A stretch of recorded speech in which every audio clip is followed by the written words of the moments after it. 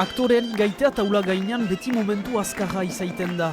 Joan den igande goizian, Soutako herriak pastoralaren azken emanaldia eskaini du. Hunkizina deiziegu, urnietara laguna. Herriko bi aizpa gaztek idatziriko pastorala Lourdes Iriondo omendu duena, ez dok 13 mugimenduan parte hartu zuen kantari gipuzkoarra.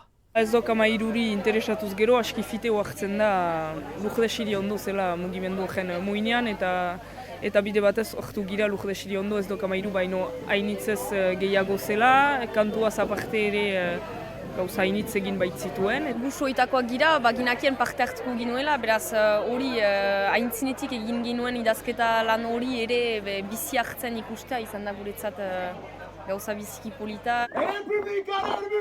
Ez dok 13 mugimenduaren sortzetik frankismo garaian, aur literaturaren sustapenerat 80. hamarkadan, Lourdes Iriondo justizia eta euskararen alde borrokatu zen etengabe. Lea Etxegoien sujeta pertsonaiaz jabetu da ezinago ederki. Gure euskera maite, txukunetan garbia.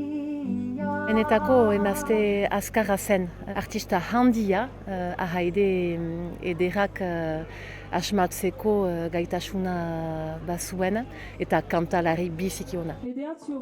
80 aktore eta dantzari Batitia Berrogen regentarekin lanean aritu direnak, antzigabe musikari, dendari edo laguntzaileak abentura kolektibo handia izan da. Kontent bila heltzia eta untxe gaindadin eta publikoa horbeituk eta gogorunez lan hartu diagu eta giro hunbat badiagu ordin. Zigarri kontent. Pastorala arrakastatsua, 3 emanaldi eta orotara 5.000 pertsona baino gehiago erakarri ditu.